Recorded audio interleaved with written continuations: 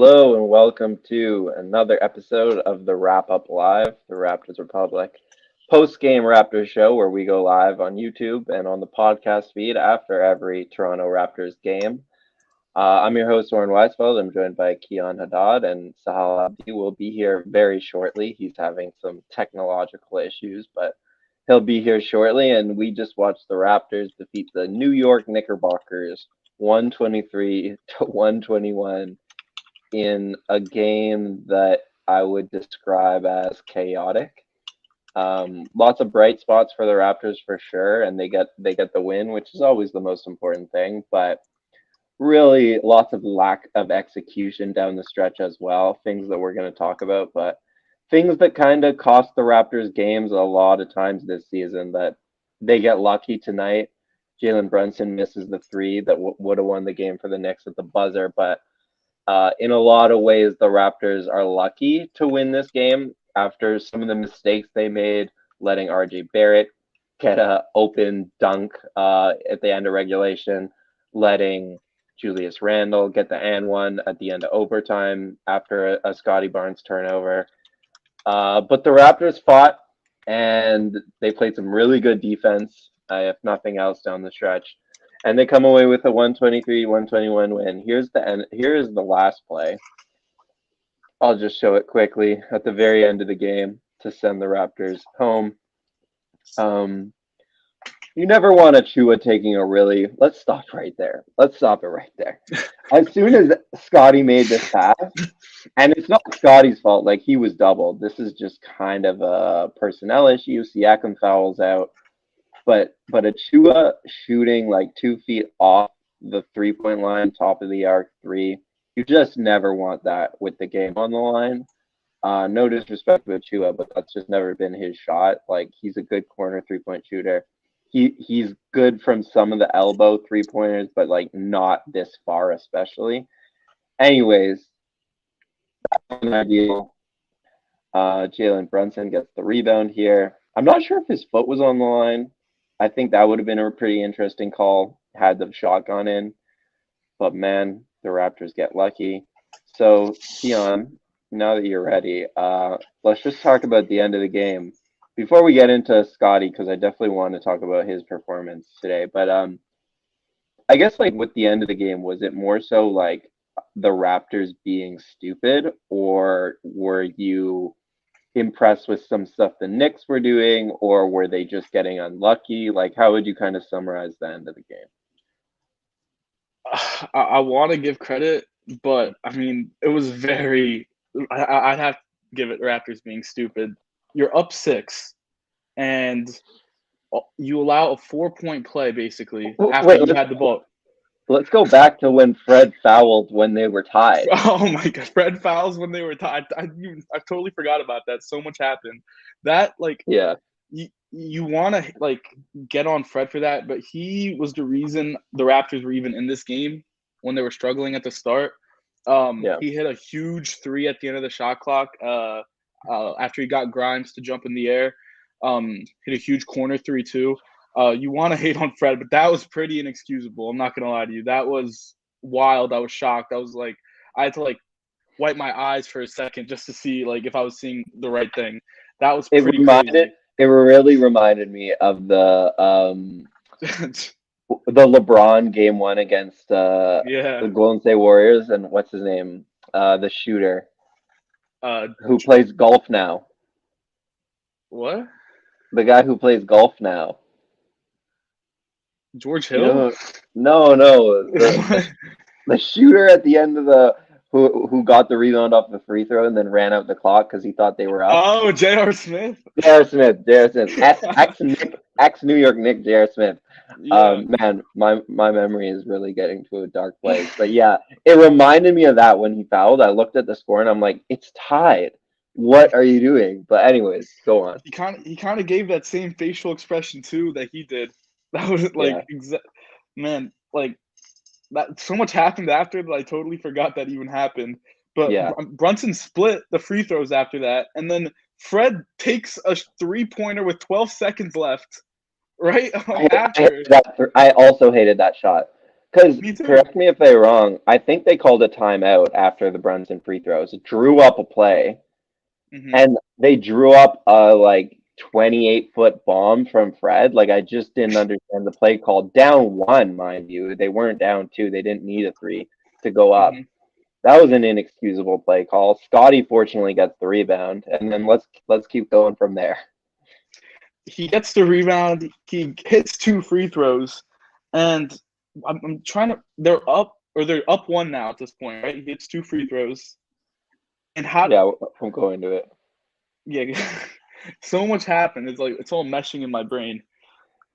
Yeah, he makes one free throw. Raptors do call a timeout at that point. Fred misses a Yeah. 26-foot. It should just say bomb right here.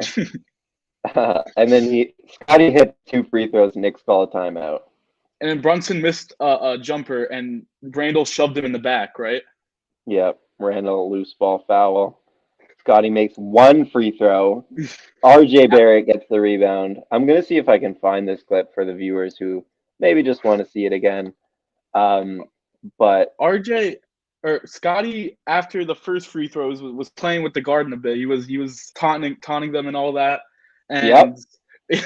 and then he gets right back to the free throw line and misses a free throw and then gets dunked on.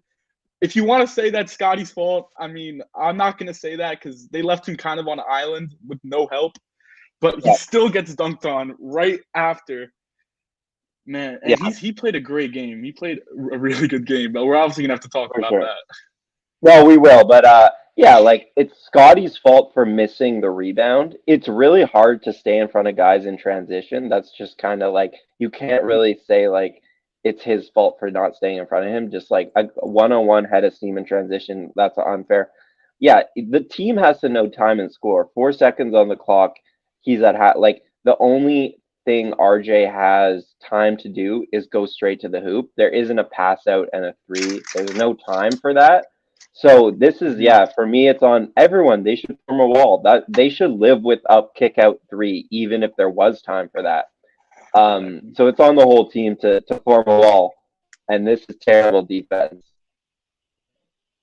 Big time play from RJ. I don't want to take that away from him.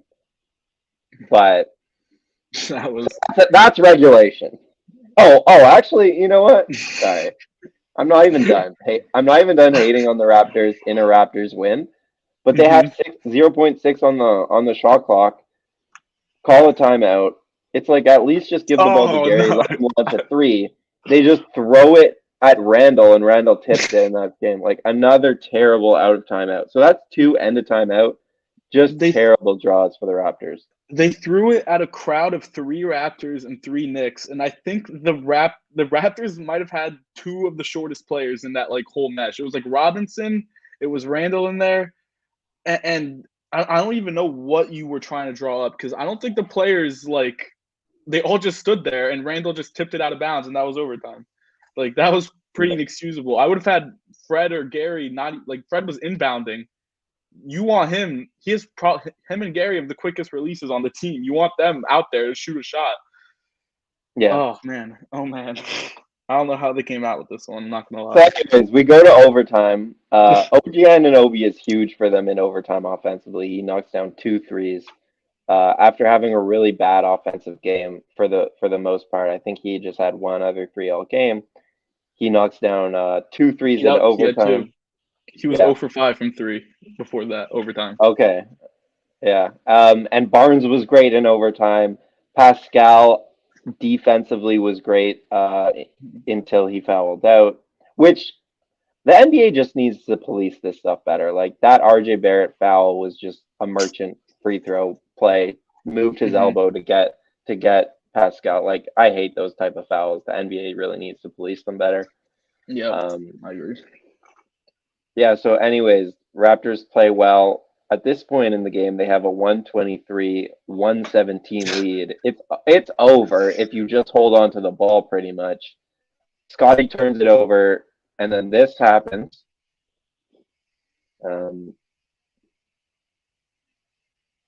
They foul Randall. Randall gets the and one. So yeah, I think he missed the free throw and then they got the rebound, right? Yeah, and then RJ got fouled. Right. Yeah, and rebounding was a huge issue for the Raptors tonight. The Knicks had 20 offensive rebounds to the Raptors 14. Killed them on the glass, mostly Mitchell Robinson. Um, Mm-hmm. so we've hated on the Raptors enough. Let's talk about the good. What do you want to say about Scottie's performance tonight? I mean, I think probably, I know Taxman's later down the line, but I think Scottie absolutely should be in contention for that. He was aggressive all game, and we've talked about it all season. When he asserts himself into a game, he can be so dominant. And today, just like would never keep his foot off the gas. 26 points. He had 7 rebounds and 4 assists. Some of those assists were absolute beautiful passes. The one to Siakam in Yeah, overtime, absolutely.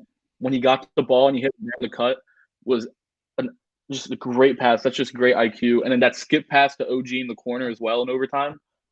Yeah, But yeah, this is the Pascal one. yeah, that's a tough needle to thread for sure. Mm-hmm. And Yeah, he was just what? Did you have something? no, Yeah, he was great all game, and without him and Fred, I thought like the Raptors would have no chance in this one, and they really stepped up. And this is what they're going to need all season from these two if they want to at all have a chance to get back and climb up these standings and make a run in the playoffs or at yeah, the playoffs, not in the playoffs. yeah.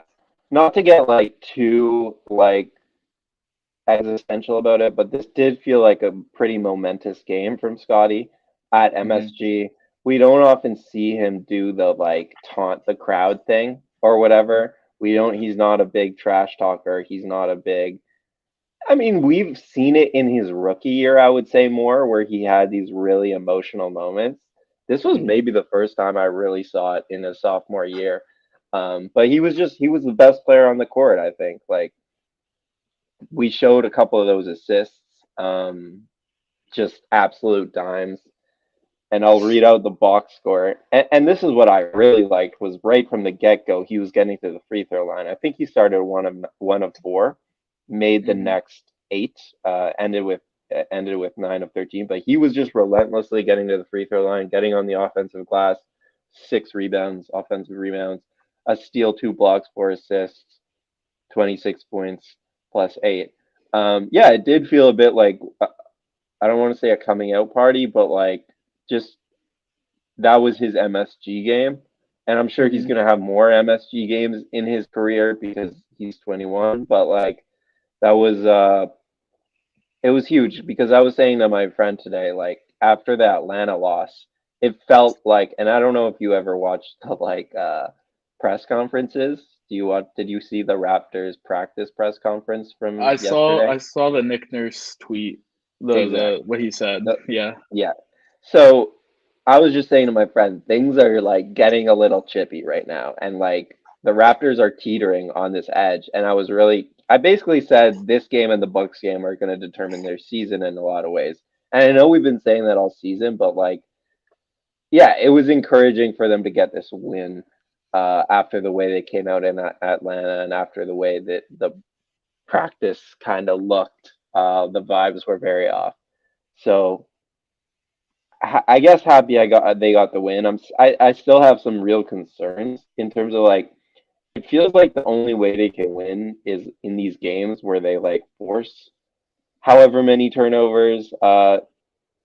Okay, 12 turnovers, not crazy, but 21 points off 12 turnovers for the Raptors. Like it does feel a little bit still like they have to match this formula to win, Mm-hmm. and I'm not sure how sustainable that is. But yeah, I don't know what else you want to say about this game. It looked pretty grim at first. It felt kind of like the Atlanta game started, where the Knicks were getting off, just seemed like the more energetic team, and it was kind of crazy because this is the second straight game the Raptors have played someone on their second night of a back-to-back. Is that correct? Yeah, And they got off to a much faster start than the Raptors did, and it looked like, man, it's the same thing again and again. Like you don't see good teams getting questioned about their energy and their effort in press conferences, right? Like like, what is it about this team? Like, is it effort? Is it just like the personnel?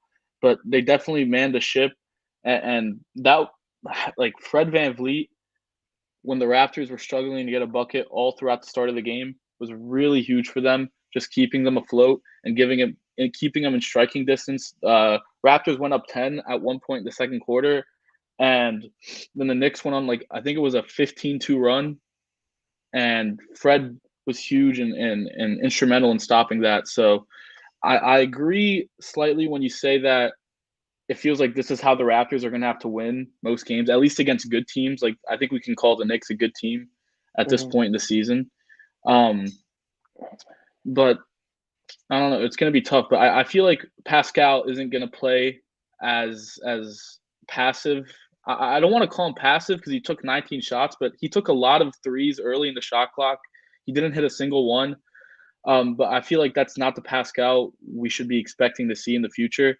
But and OG was like, it's this thing we've talked about all year, where when him and Pascal are out there together, he kind of looks like just a spot up shooter, and that's just not what we want him to be. We want him to be aggressive because we've seen him without Pascal be aggressive and be able to have a huge role in this offense.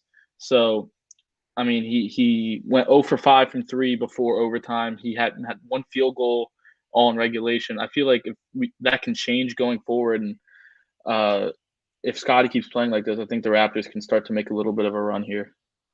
Yeah, for sure. I think Scottie playing like this solves a lot of things in the hierarchy, because if Scottie, and this is kind of what a lot of people hope for coming into the season, just hasn't bared out, but like, if Scottie can be your number 2 option in terms of your second best offensive player, then OG and Fred are probably in the right roles, whereas right now they're probably overextended a little. And I agree, Pascal, just he is going through a slump this season in the last week or so, but I'm pretty confident he's gonna get back to the form he was in for most of the season. Some of those threes are also gonna start going down. But yeah, it's weird with Fred too, because like, there is this thing where you want him to be confident, and he talked about it in the JJ Redick pod. There's like a balance between, like, sometimes he has to shoot these crazy shots because that's kind of who he is and who he's always been, and he's like really confident guy and shooter and all that. And then sometimes he takes those shots and you're going crazy. But to your point, at the end of the fourth quarter, he was super confident. He had that one step back at the elbow triple. He had that 1 3 with the pick and roll. And yeah, he was just super confident offensively, looking for his own shot, hunting his own shot. And I'm sure a lot of fans were like holding their breath at that, because I mean, this is a guy who's struggled for large parts of this season and who is very polarizing within the fan base. But when he is knocking down shots, which most of his career he has, this is kind of how it looks. And yeah, I mean, your team needs you. Sometimes your team needs that guy too, who's unafraid in those moments to just keep shooting. And even Pascal doesn't have that at times, like, as much as I wish he did. Like, he'll miss a couple in a row and then start deferring, where sometimes I wish he just kept going, going, going, because he's that good. So yeah, that's kind of where I'm at with those guys. I wanted to ask about Gary though, because last couple games Gary has struggled. I mean, I actually wanted to talk about VanVleet's defense. It really wasn't good to start the game, but whatever. We don't need to go there. Gary is, talked about that. yeah, Gary's confusing me a little bit recently though, because he felt so instrumental to their success for like that streak when he was shooting the ball really well. And then the last few games he just hasn't shot the ball really well, and it's like, you don't notice him out there. Like, I noticed towards the end of the game and in overtime, he didn't touch the ball at all. And it's just like, maybe this is why I question his fit at times, because when he's shooting the ball, man, they need him. When he's not shooting that well, he's pretty much just like, if they're not running things through him, he's just standing there. He's kind of a base, like, average on defense. And yeah, I guess I don't really know what his role is going forward. I feel like he has to play these minutes at times because if you're looking at who the Raptors are deploying, like it felt from the start that this was going to be a win they had to get. Nick played an 8-man rotation, and none of the players off the bench were guards except Malachi Flynn, who played only 3 minutes. Like Gary, he has to be out there just for the fact that he can spread the floor and just give these guys more room to work, because no one off the bench can give him that. Like on that last possession, like we're relying on Precious Achiuwa to hit a clutch 3 to put the game away, right? Like there's no one coming off the bench that can spread the floor like he can. He has to be out there. You need to have a shooter because it's just straight. It's just facts that the rest of the Raptors starters are inconsistent shooters. Like it's been like that all year. And I'm not saying Gary is at all consistent, but he is probably, if you were to look at the percentages, he's probably the best one, or him and OG. He has to be out there. I don't know his role. I agree with you. He looked kind of invisible at the end of the game. He wasn't really like you really can see him when he's coming off the stagger screens, coming off the dribble handoffs. Like he needs to have the ball in his hands to operate. And defensively, he's not really giving you much unless it's getting in the passing lanes, and he hasn't been doing that at all, great this year compared to last year, where he was doing it at an elite level. But I mean, he has to be out there. You have to live by Gary. You have to die by it as well. Yeah, I guess I wonder at times if like they could just get a more kind of cheaper basic 3-and-D option if that is his role at times instead of Gary. But I also get that there are games where he goes off and he saves them offensively, and maybe the answer is just that some games stuff runs through Gary and some games he's going to sit on the side. But I guess I'm wondering this because you're going to have to pay this guy $120 million if you want to keep him, in that range. And you need to consider these things before the trade deadline, basically. Because I know there's a lot of Gary truthers out there, and I think he's a really good player. But then I watch games like this where I'm just like, okay, if Scottie is really coming along and OG wants the ball and Pascal is who he is and Fred who's like, where does Gary fit in all this? I guess that's all I'm saying. I feel like that's why I feel like he's gonna get traded, honestly. Yeah, especially because I don't think the side is ready to pay him that at this time. Yeah, we'll see. I think either him or Fred, I don't think they want to walk into free agency with two guys who are unrestricted free agents or whatever. I agree. The only point I wanted to make on the Knicks were like, holy smokes, they shot the ball terribly in this game. So did the Raptors, obviously. Like Brunson, 11 for 29. Barrett, 10 for 23. Randall was 7 for 20. Mitchell Robinson, I tweeted this. Like, he gave the Raptors problems, and someone replied to me and was like, he only has 3 rebounds at the time or something. But it's like, even if he only had a few, like 8 rebounds to end this game, 5 offensive, he was tipping everything out, and then guys were getting offensive rebounds.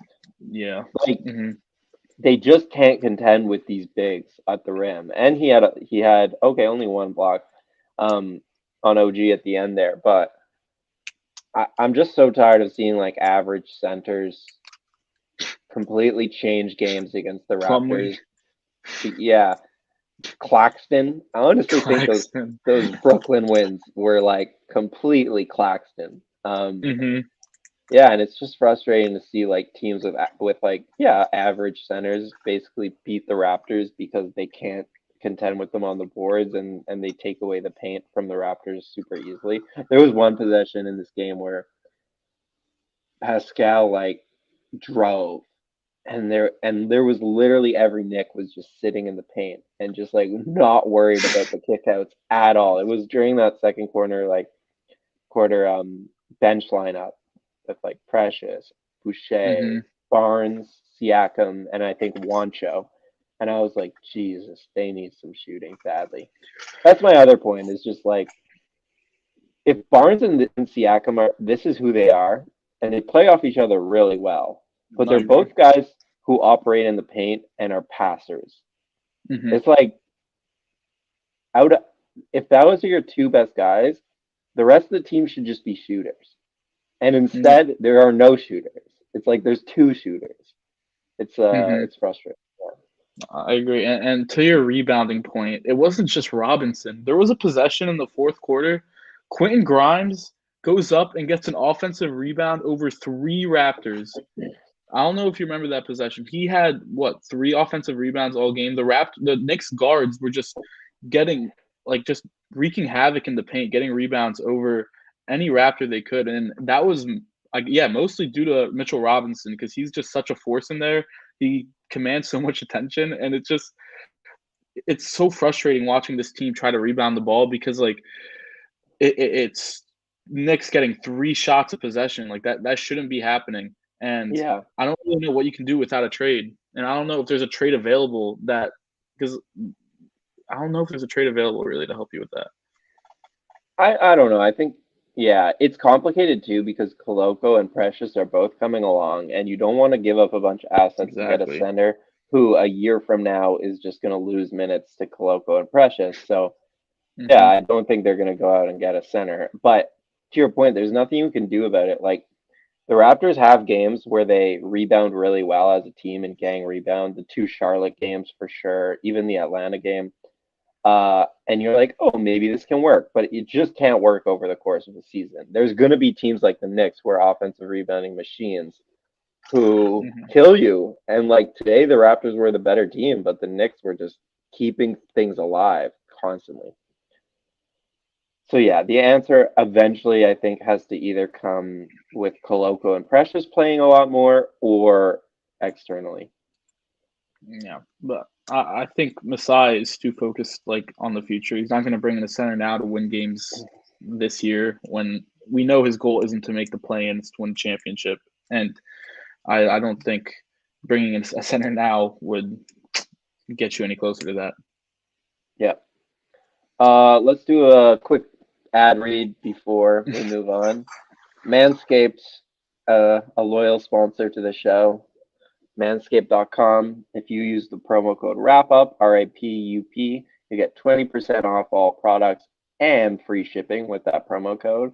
And yeah, I mean they sell great male grooming products. Take a look at their website. You'll be sure to find something you like the lawnmower 3.0. $99, 20% off that and free shipping. And that's a lifetime product you're gonna have to deal with your pubes. And it's a great product. We got it. I've been using it, been really enjoying it. It's safe, and that's the biggest thing really. And great product. So yeah, go to manscaped.com and use our promo code. It helps the show too. If you just want to help the show, go buy something with their promo code. So yeah, that's the Manscaped read. All right. Do you have anything else you want to say about this game or about the Raptors before we get out of here? I don't think so. I think we covered most of it. We went pretty in depth there. Yeah, I agree. Taxman, we hit on it earlier, but the Can-Am Taxman of the night, we're going to give that to Scottie Barnes. The only player that really has an argument is probably Freddie, who had a game high 33 points, 8 assists, 2 steals, 2 blocks, which are really steals, 5 rebounds, and he hit 5 threes.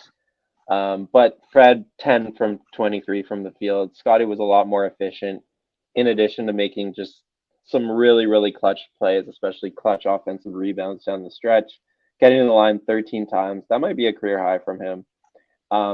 Scottie had some mistakes, make no doubt about it, towards the end of the game, but those are learning mistakes the young players make, and they got to win. So the mistakes really don't matter. Only the good things he did matters. And yeah, some of the assists Scottie was making tonight, like they were playing out of the post with him, and he was getting double teamed, which is nice to see because that means he's being aggressive. He's getting to the rim in single coverage, and man, we've already known this. As soon as that's what I've always said about Scottie, like he has the hard part down.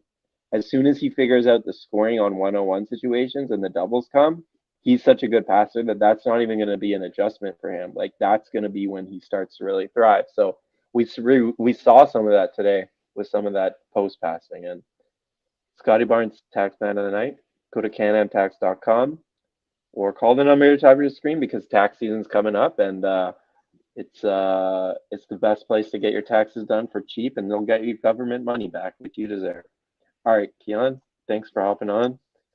Do you have anything to say to the people before we get out of here? Have you not given up on the Raptors yet? I just want to know that real quick. Have you given up yet or no? I'm gonna give it a couple weeks. We'll wait till the trade deadline, I think. But I'm still gonna root for them to win. I'm not ready for tanking just yet because that was hard last time. That was really hard. Agreed. I'm there with you. I'm giving them the end of this week. I'm giving them one more week to. Oh, you got a short leash. I mean, we're pretty far. We're pretty far down the rabbit hole. But hey, this was an encouraging win, and they got the Bucks tomorrow. Tune in National for that. TV. I think it's national TV tomorrow. Okay, big game. I hope it's not what happened last time they played the Bucks on national TV, where they looked one of the ugliest games I've ever seen. With one of the greatest comebacks. One of the greatest fake comebacks. Look at you. Look at this optimist. Love it. All right, we'll be back tomorrow night after the game. Check us out then. Like, subscribe. We appreciate it all. Bye. Night.